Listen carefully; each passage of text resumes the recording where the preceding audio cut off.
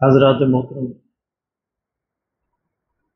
کل ہم نے یوم آزادی منایا۔ یہ کون سا تھا یوم آزادی؟ کون سا نمبر تھا یہ؟ 77، 78، 79، 80 کیا تھا؟ 78۔ عام طور پہ لوگ سمجھتے ہیں کہ یہ 78واں یوم آزادی تھا۔ ایسا نہیں ہے، بلکہ 79واں یوم آزادی تھا۔ تو یہ کیونکہ 14 اگست 1947 پہلا یوم آزادی، اس کو پہلا کاؤنٹ کیا جائے گا۔ جب ہم اس کو پہلا کاؤنٹ کریں گے تو پھر یہ 79واں بن جائے گا۔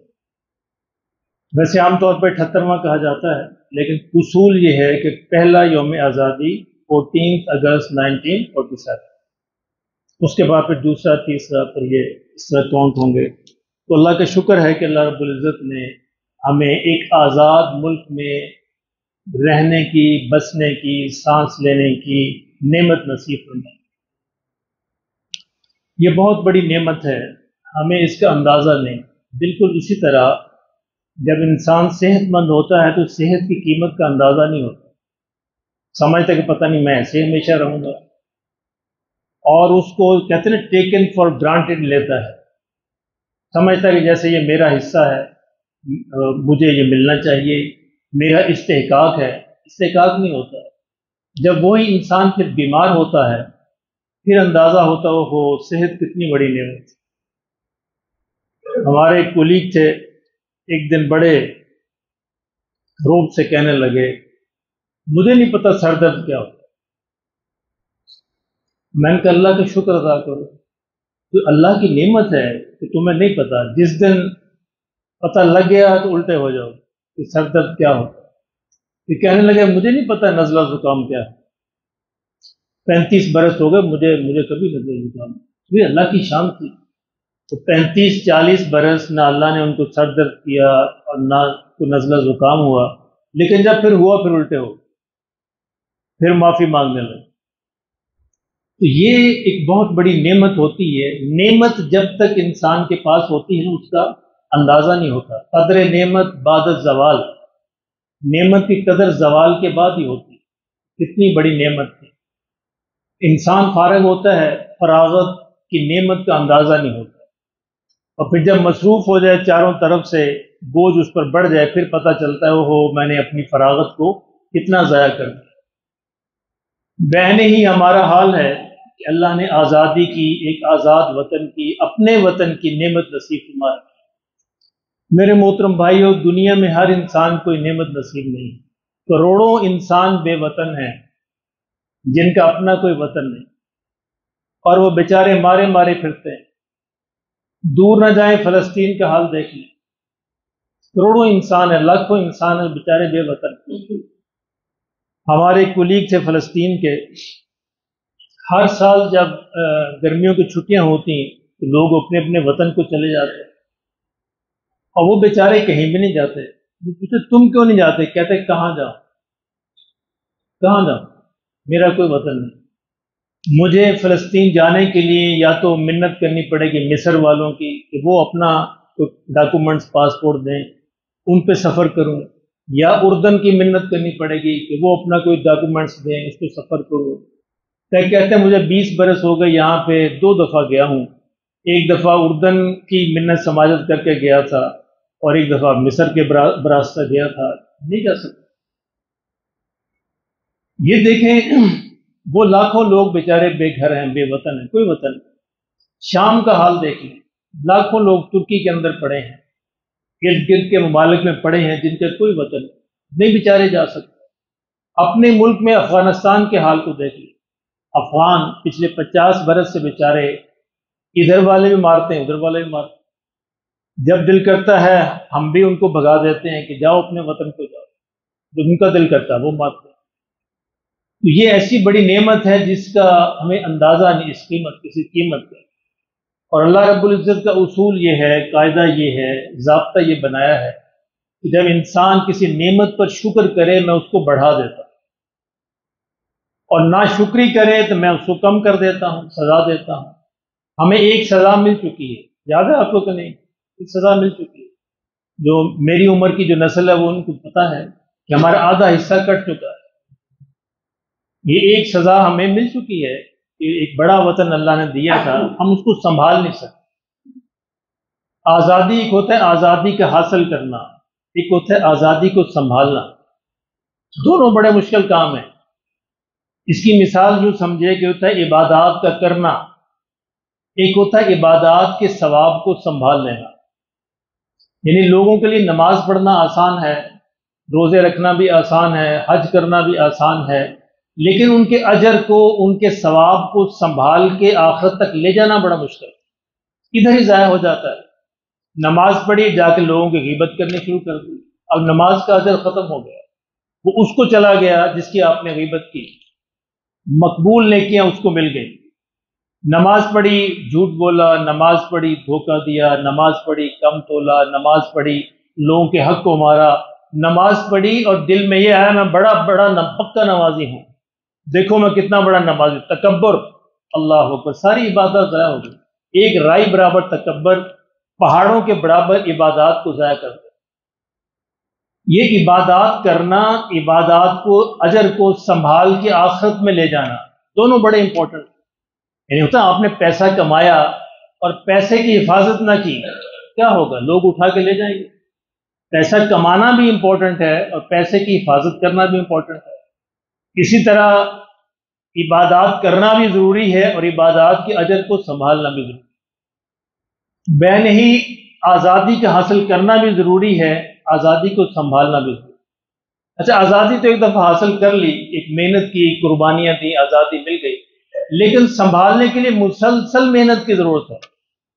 ہمیشہ وہ محنت رہے گی، مسلسل محنت رہے گی تو آزادی برقرار رہے گی۔ اگر نہیں رہے گی تو وہ آزادی ختم ہو جائے گی۔ اس کا ایک تجربہ ہم کر چکے ہیں۔ اللہ ہمارے حال پر رحم فرمائے۔ ہمیں اندازہ نہیں، اب وہ نسل تو ختم ہو گئی جنہوں نے قربانیاں دے کر یہ ملک حاصل کیا تھا۔ دوسری نسل، ہماری نسل باقی ہے جنہوں نے ان سے سنا تھا، ہم نے اپنے ماں باپ سے سنا کہ انہوں نے کیا کیا قربانیاں دی تھی۔ قربانیاں بھی اصل میں پنجاب کے لوگوں نے دی۔ یہ پنجاب تقسیم ہوا، پنجاب ذبح ہوا، پنجاب کے ٹکڑے ہوئے، تو قربانیاں بھی انہوں نے دی۔ اور دوسرے لوگ اس پر بیٹھ گئے کہ جی مہاجر ہم ہیں۔ مہاجر اصل میں ہم ہیں، پنجابی مہاجر ہیں۔ قربانیاں انہوں نے دی ہیں، انہوں نے اپنے ماں باپ کٹوائے ہیں، انہوں نے اپنے جگر گوشے اس وطن پہ قربان کی۔ کبھی کبھی اللہ اکبر، میرے ایک عزیز تھے، وہ اس زمانے میں آرمی میں ہوا کرتے، نوجوان سپاہی تھے، آرمی کے اندر نوجوان تھے، صحت ماشاءاللہ اچھی تھی۔ اسی اثناء میں یہ اگست 1947 آ گیا، چھٹیوں پہ گھر آئے، یعنی سالانہ چھٹی ہوتی تھی، گھر آئے۔ یہ پنجاب کا علاقہ تھا۔ اب وہاں سے پارٹیشن، یہ تقسیم شروع ہو گئی، واپس نہیں جا سکے اپنے ڈیوٹی پہ، تو سوچا چلو اپنی فیملی کے ساتھ، ماں باپ کے ساتھ سفر کرتے ہیں۔ ٹرین میں بیٹھ گئے۔ وہ مجھے خود سنایا کرتے تھے کہ جس ٹرین پہ بیٹھے ہم لاہور آنے کے لیے، اس ٹرین پہ حملہ ہو گیا، پورا ڈبہ، کہتے جس ڈبے کے اندر میں تھا پورا ڈبہ شہید کر دیا، پورا، عورتیں، بچے، پورا ڈبہ۔ ایک کہتے ہیں میں بھاگ کر کھڑکی سے کسی طرح چھلانگ لگائی اور میں بھاگ گیا۔ نوجوان تھا، بھاگ سکتا تھا۔ کہتے ہیں میں نے بھاگنا شروع کیا، کم از کم 10 بندے میرے پیچھے بھاگنا شروع، اور آخر انہوں نے کھیتوں میں جا کے مجھے پکڑ لی۔ اللہ، کہتے پکڑ کر مجھے گھسیٹ کر دوبارہ وہ ریلوے اسٹیشن پر لائے۔ کہتے جہاں تمہارے ماں باپ دوسرے مرے ہیں، تمہیں بھی وہیں مار۔ اب ٹرین کھڑی تھی، انہوں نے واپس لا کر مجھے پلیٹ فارم پر ڈبے کے ساتھ لگا کے بٹھا دیا۔ اس طرح کہتے میں بیٹھا تھا، اس طرح میری پشت ڈبے کے ساتھ لگی تھی، ہاتھ میرے اس طرح تھے۔ اب کہتے 3 سکھ جو ہے نیزے لیے میرے سامنے کھڑے تھے، 3، اور وہ مجھ پر وار کرنا چاہ مذاق کر رہے تھے، جس طرح مرغی جو ہے، بلی جو ہے چوہے کے ساتھ کھیلتی ہے، ہر ایک شکار ان کا پھنسا ہوا ہے۔ کہتے میں اس طرح بیٹھا ہوں، اب مجھے پتا ہے کہ اب 2 منٹ چند منٹ کی بات ہے، اب میں کلمہ پڑھ رہا ہوں دل میں، اللہ کو یاد کروں، مرضی ہے مالک۔ کہتے ایک نے وار کیا اور وہ جو اس کا برچھا تھا یہاں سے گزر گیا۔ اب جس کو اللہ بچائے، یہ اللہ کے بچانے کی بھی شان ہے۔ جب وہ بچانے پہ آئے تو وہ بھرے مجمع میں سے بچا لیتا تو اس کو بڑا غصہ، دوسرے نے کہا تم نہیں وار کر سکتے، پیچھے ہٹو میں وار کرتا ہوں۔ جب دوسرے نے وار کیا، میرا دوسرے بغل سے گزر گیا، یہاں سے ایسے بیٹھا تھا نا، یہاں سے اللہ۔ اسی اسنا میں چونکہ جسم میں جان تھی، کہتے میں نے جمپ لگایا، گاڑی کے نیچے گھس گیا۔ تیسرے کو میں نے موقع نہیں دیا کہ وہ وار کرتا، وہ گاڑی کے نیچے گھس گیا، اور جو ہی گاڑی کے نیچے گھسا گاڑی چل پڑی۔ اب اگر گاڑی کے نیچے، ڈبوں کے نیچے پائپ لگے ہوتے ہیں نا ایسے، آپ پتہ نہیں آپ لوگوں نے، نوجوانوں نے ٹرین دیکھی کہ نہیں دیکھی، تو وہ کہتے ہیں میں ان پائپوں کے ساتھ لٹک کے، الٹا لٹک کے، منہ میرا ڈبے کی طرف اور الٹا لٹک کے ایسے میں پڑا۔ اب ٹرین چل رہی، اللہ کم و بیش کہتے 2 گھنٹے میں نے ایسے سفر کیا، اس طرح الٹا لٹک۔ یہ آزادی کی یہ قیمت ہوتی ہے، جنہوں نے یہ قیمت نہیں دی ان کو کیا پتا اس کی قیمت کیا ہوتی۔ ایسے ہی جیسے آپ آسان سی مثال سمجھیں، ماں باپ نے گھر بنایا ہوتا ہے نا، بچوں کی قدر نہیں ہوتی۔ کیوں نہیں ہوتی؟ انہوں نے بنایا نہیں، ان کی نہ جان لگی ہے، نہ مال لگا ہے، نہ وقت لگا ہے، نہ محنت لگی، ان کو اس کا افسوس نہیں ہوگا۔ جس نے بنایا ہے اس کو افسوس ہوتا ہے۔ تو میں ہی جنہوں نے آزادی لی تھی وہ نسل چلے گی، اب اس نسل کو اندازہ نہیں ہے کہ کیا قیمت تھی۔ اس طرح لٹک کے وہ لاہور اسٹیشن تک پہنچے، بہرحال بچ گئے، اللہ نے جسے اللہ رکھے بچانا تھا۔ اچھا یہاں سے وہ ملتان سے، اچھا جذبہ پھر کیا ہوتا ہے آگے مزید بتا رہا ہوں۔ وہاں سے یہ ملتان چلے گئے، ملتان سیٹل ہوئے۔ اچھا یہ مکینک بھی تھے، ٹریکٹر ٹھیک کرنا جانتے تھے۔ کہتے 2-3 سال کے بعد پاکستان کا جرمنی سے ایگریمنٹ ہوا، جرمنی سے ٹریکٹر آئے پاکستان۔ میں نے وہ دیکھے ہیں، سبز رنگ کے ٹریکٹر ہوتے تھے اور ان کے آگے گول سا نا ایک ٹائر سا لگا ہوتا تھا، اس کے اندر وہ بڑا سا راڈ ڈال کے یوں گھماتے تھے، پھر ٹریکٹر سٹارٹ ہوتا، وہ عجیب سی اس کی آواز ہوتی تھی۔ یہ اس ٹریکٹر کو ٹھیک کرنے کے ماہر تھے۔ کہتے ہمارا جو انجینئر تھا وہ جرمن تھا، ایک دن کہتے میں ٹریکٹر ٹھیک کر رہا تھا تو وہ مسئلہ حل نہ ہوا، تو کہتے میں نے میری زبان سے نکلا، وہ جرمن انجینئر بھی کھڑا تھا کہ جرمن ٹریکٹر ہوتے ہی ایسے، ان کے اندر یہ نقص آتا ہے۔ کہتے وہ جرمن کو اتنا غصہ ہے کہ تم نے کہا جرمن ٹریکٹر ایسے ہوتے ہیں۔ کہتے اس نے پاکستان کو گالی نکالی، اس کے اگینسٹ بدلہ لیا کہ تم نے جرمنی کے ٹریکٹر کو برا کیا، اس نے پاکستان کو برا کیا۔ کہتے میں جوان تھا، میں نے اس کو پکڑ کے نیچے پھینکا اور اس کے انعام مرمت تو پاکستان کو گالی نکالی، میرے وطن کو تو نے برا کہا۔ ان کو قیمت کا اندازہ تھا۔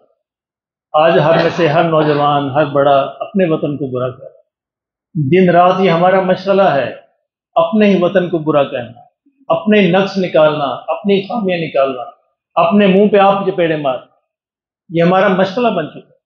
میں نے نہیں دیکھا، اللہ کا شکر، میں نے 25-30 یعنی ملکوں کے لوگوں کے ساتھ میرا ربط رہا ہے، میں نے نہیں دیکھا کبھی کسی نے اپنے وطن کو برا کہا سوائے پاکستان میں۔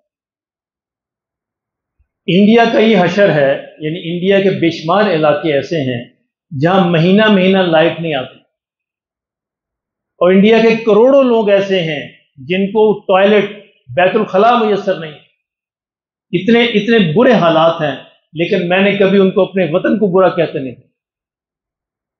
مصری دیکھے ہیں، عراقی دیکھے ہیں، شامی دیکھے ہیں، سعودی دیکھے ہیں، یورپین دیکھے ہیں، امریکن دیکھے ہیں، بے شمار لوگ دیکھے، کسی کی زبان سے میں نے یہ نہیں کہا کہ میرا وطن برا، سب تعریف کرتے ہیں۔ لیکن صرف پاکستانی وہ قوم ہے جو جہاں بھی بیٹھے اپنے آپ کو نوچنا شروع کر دیتے، اپنے منہ پہ تھپڑ مارنے شروع کر دیتے، اور لوگ حیران ہوتے ہیں یار یہ خود کہہ رہے ہیں، اب دوسروں کو اور حوصلہ ملتا ہے، دوسرے کیوں نہ کہیں۔ اب لیکن وہ جذبہ تھا اس زمانے میں، کہتے ہیں میں اس کو برداشت نہیں کر سکتا، اور میں نے اس کی اچھی مرمت کر دی، بعد میں جو ہوا سو ہوا، بات کی بات ہے، لیکن دوبارہ پھر اس جرمن کو حوصلہ نہیں ہوا کہ میرے وطن کو برا کرے۔ میرے محترم بھائی اور عرض کرنے کا مقصد یہ ہے، یہ وطن جو بھی حالات اچھے برے ہوتے ہیں، ہر جگہ ہوتے ہیں، گھروں کے اندر بھی ہوتے ہیں، محلوں میں بھی ہوتے ہیں، معاشروں میں بھی ہوتے ہیں، اس کا مطلب یہ نہیں کہ ہم اس کو برا کہنا شروع کر دیں، ہمیں اس کی اصلاح کرنی چاہیے، ہمیں اس کو دیکھ بھال کرنی چاہیے، بہتری کی کوشش کرنی چاہیے، لیکن اگر ہم یہ نہیں کریں گے تو وہ اس طرح بہتر تو نہیں ہوگا، مزید خراب ہو جائے گا۔ اللہ ہمیں اس کی سمجھ نصیب فرما. اور یہ آزادی کی نعمت جو ہے اللہ ہمارے لیے، ہمارے بچوں کے لیے، ان کی نسلوں کے لیے قائم رکھے. آسان نہیں ہے، اپنے جسموں کا قیمہ کروانا پڑتا ہے، لاکھوں کروڑوں عورتوں کی عصمتیں قربان پڑنی پڑتی، اپنے بچوں کو نیزوں پہ پرونا پڑتا ہے، جسم کے دو ٹکڑے کروانے پڑتے ہیں. آسان نہیں ہے آزادی کا حاصل. اللہ ہمیں اس کی سمجھ نصیب فرما دے. اصل میں ہوا کیا کہ ہمیں پتہ نہیں آزادی کہتے کس، یہ ہم نے کبھی اپنے بچوں کو بتایا ہی نہیں، نہ بڑوں کو، نہ سکولوں میں، نہ کالجوں میں. اچھا مدرسوں میں کیا ہوا؟ مدرسوں میں جو نسل پڑھی چڑھی وہ مسلمان نہیں تھی، وہ دیوبندی تھے، بریلوی تھے، اہل حدیث تھے، وہ اس قسم کے لوگ تھے. مسلک پرست یا اکابر پرست، دو قسم کی نسل پروان چڑھ رہی ہے مدرسوں کے اندر، اکابر پرست، مکابر پرست یا مسلک پرست.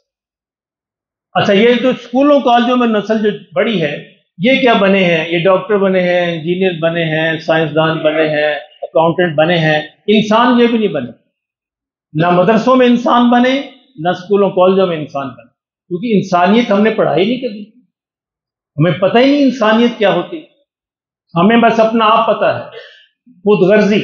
یعنی اس وقت پاکستانی قوم کا سب سے بڑا جو شعار ہے وہ خود غرضی ہے، سیلفشنس. ہم سیلفش ہو گئے ہیں، دوسروں کا نہیں ہمیں ہوتا، بس ہمارا جو ہوتا ہے وہ. ابھی مجھے یو اے کا ایک بڑا عرب کہنے لگا کہ یار تم لوگوں کو ہو کیا گیا ہے؟ کیا ہوا؟ آج سے 20 30 35 سال پہلے بھی ہم پاکستان کو جانتے تھے، اس میں اس طرح کے لوگ نہیں تھے. اب تو جو بھی پاکستانی آتا ہے وہ یا جرم کرتا ہے اور یا جھوٹ بولتا ہے یا دغا دیتا ہے.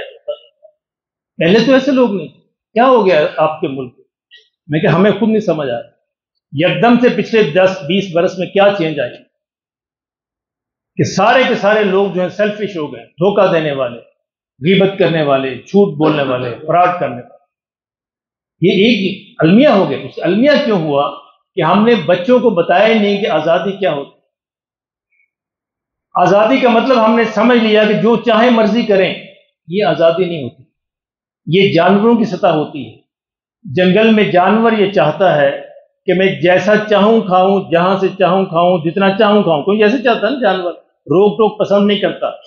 جانور یہ چاہتا ہے کہ میں جیسا چاہوں رہوں، جہاں چاہوں رہوں، جتنا چاہوں رہوں.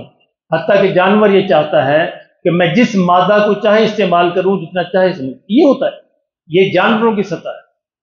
اس کو آزادی نہیں کہتے. ہم نے آزادی کا مفہوم یہ سمجھ لیا کہ ہم جو چاہے کریں. یہ آزادی نہیں ہے، یہ جانور بننا ہے. آزادی کا مطلب ہوتا ہے ذمہ داری. اس ایک لفظ کو یاد رکھیے، یہ میں نہیں کہتا، بڑے بڑے اسکالر کہتے ہیں. آزادی کا مطلب ہے ذمہ داری. جو شخص جتنا ذمہ دار ہوگا اتنا ہی آزاد ہوگا. آپ اندازہ کیجئے اگر آپ اپنے گھر میں ذمہ دار ہیں، آپ کو اپنے گھر کے فیصلے کرنے کی آزادی ہوگی. اگر گھر میں 4 بچے ہیں نا، تو 4 بچوں میں سے ایک بچہ بہت ذمہ دار ہے تو باپ اس کو زیادہ آزادی دے گا، وہ زیادہ بڑے فیصلے کر سکے گا. اگر گھر میں باپ ذمہ دار نہیں ہے، ماں زیادہ ذمہ دار ہے، تو ماں کو خود بخود یہ حق حاصل ہو جائے گا وہ بڑے فیصلے کرے، کیونکہ اس نے ذمہ داری اٹھائی ہے. تو آزادی ذمہ داری کا نام ہے. ہم جہاں بھی ہیں، جس شعبے کے اندر بھی ہیں، جو بھی کام کر رہے ہیں، ہمیں ذمہ دار ہونا چاہیے، اس رسپانسبلٹی کو قبول کرنا چاہیے اور اس کے لیے جو قربانی ہمیں دینی چاہیے. پھر ہماری آزادی برقرار رہے، پھر کوئی ہمیں نہیں چھیڑے گا. اندازہ اپنے گھر میں اندازہ کر کے دیکھ لیجیے، جتنا آپ ذمہ داری کا بوجھ اٹھاتے جائیں گے اتنا ہی آپ فیصلے کرنے میں آزاد ہوتے جائیں گے. لوگ آپ پہ اعتماد کریں گے، آپ کا وقار بنے گا اور آپ فیصلہ کرنے میں آزاد ہوں. یہ آزادی ہوتی ہے نا کہ جب چاہوں میں جو چاہوں فیصلہ کر سکوں. تو وہ استحقاق کب ملتا ہے؟ جب آپ ذمہ دار بن جائیں. تو خدا کے لیے اپنے آپ کو بھی، اپنے دوست احباب کو بھی، بچوں کو بھی سمجھائیے، اپنی اگلی نسلوں تک یہ پیغام پہنچائیے کہ ہمیں ذمہ دار بننا ہے. جو بھی ہمیں شعبہ دیا گیا ہے، ہم جہاں بھی ہیں، جس منزل میں بھی ہیں، وہاں ذمہ داری سے کام کرنا ہے. پڑھنا ہے تو ذمہ داری سے پڑھنا ہے، کام کرنا ہے تو ذمہ داری سے کرنا ہے. یہ نسل جب آگے بڑھے گی تو پھر یہ ذمہ دار بنے. ذمہ دار بندہ جو ہوتا ہے وہ چیزوں کو سنبھالتا ہے، ضائع نہیں کرتا. جو لاپرواہ ہوتا ہے، ذمہ دار نہیں ہوتا. اچھا ہمارا حال دیکھیں کہ ایک ٹائم کی پابندی دیکھیں. ذمہ دار ہمیشہ ٹائم کی پابندی کرے گا. ہمارے 100 میں سے 99 لوگ جو ہیں اس کو مذاق سمجھتے ہیں. کبھی شادی حالوں میں جا کے دیکھ لیجیے، مسجدوں میں دیکھ لیجیے، مسجد میں ٹائم لکھا ہے ظہر کا 1:30. تو ہم نے لوگوں کو پیغام دینے کے لیے کہ یہ جماعت کا ٹائم ہے، اقامت کا ٹائم نہیں ہے، اس لیے ہم 30 سیکنڈ پہلے اقامت شروع کرتے ہیں تاکہ لوگوں کو اندازہ ہو کہ وقت کی پابندی کیا ہوتی ہے۔ اسلام تو ہے وقت کی پابندی کرنا، نماز وقت پہ، روزے وقت پہ، عید وقت پہ، حج وقت پہ، عبادات ساری وقت پہ ہیں۔ تو یہ پہلی یعنی ذمہ داری کا پہلا علامت یہ ہے کہ انسان وقت کی پابندی کرنا شروع کرے، دوسروں کے حقوق ادا کرے اور اپنا حقوق چھوڑنا، اپنے حقوق کو چھوڑنا شروع کرے اور دوسرے حقوق ادا کرنا شروع کرے۔ ہم سب یہ کہتے ہیں کہ ہمیں وطن نے کیا دیا، لیکن ہم یہ کبھی نہیں اپنے آپ سے سوال کرتے کہ ہم نے وطن کو کیا دیا۔ یہ کہنا تو وہ آسان ہے کہ اس وطن نے ہمیں کیا دیا، لیکن یہ کہنا بڑا مشکل، ہم نے وطن کو کیا دیا۔ ہم نے لاپرواہی، وطن کو گالیاں، وطن کے شکوے، وطن کے گلے، اللہ ہمیں اس کی سمجھ نصیب فرما دے۔ میرے محترم بھائیوں، میں کوئی تقریر نہیں کر رہا، چند درد دل کی باتیں تھی جو اب تک پہنچائی ہیں۔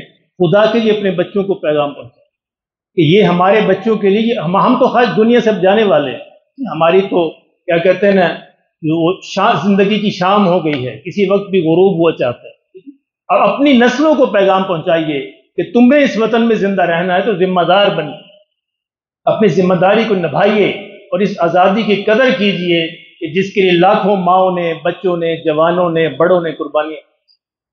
وہ سغرا بی بی کا واقعہ بڑا مشہور ہے نا کہ سغرا بی بی نے ہجرت کی ادھر ہی پنجاب سے، 3 بچے ساتھ، 2 چھوٹے، ایک بڑا تھا 15 سال کا، وہ 15 سال کا تھا، 2 چھوٹے بچے تو نیزوں پہ پرو دیے انہوں نے۔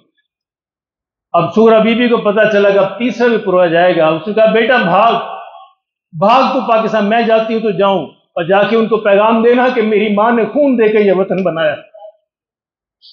وہ بچہ بھاگ کے آیا، وہ اس نے خود لکھا ہے، وہ لاہور میں ٹیچر بنا اور ساری عمر اپنے بچوں کو پڑھاتا رہا کہ یہ میری ماں پہ خون پہ بنا ہے، یہ میرے 2 بھائیوں کے جسموں کے پہ بنا ہے۔ خدا را بچوں کو بتائیے، ان کو بتائیے ایسے نہیں ملائیے، اور ان کو ذمہ دار بنائیے، خود بھی ذمہ دار بنیے، ان کو بھی بنائیے۔ اللہ ہمیں توفیق نصیب فرما دے۔ میں نے جو آیت آپ کے سامنے پڑھی تھی اسی پس منظر میں پڑھی کہ اللہ کسی قوم کی حالت اس وقت تک نہیں بدلتا جب تک وہ قوم خود اپنے آپ کو نہ بدلنا چاہے۔ جب تک ہم خود اپنی آزادی کی حفاظت نہ کرنا چاہیں، ہماری آزادی برقرار نہیں رہے گی۔ اللہ ہمیں اس کی سمجھ نصیب فرمائے، سنت ادا فرمائے۔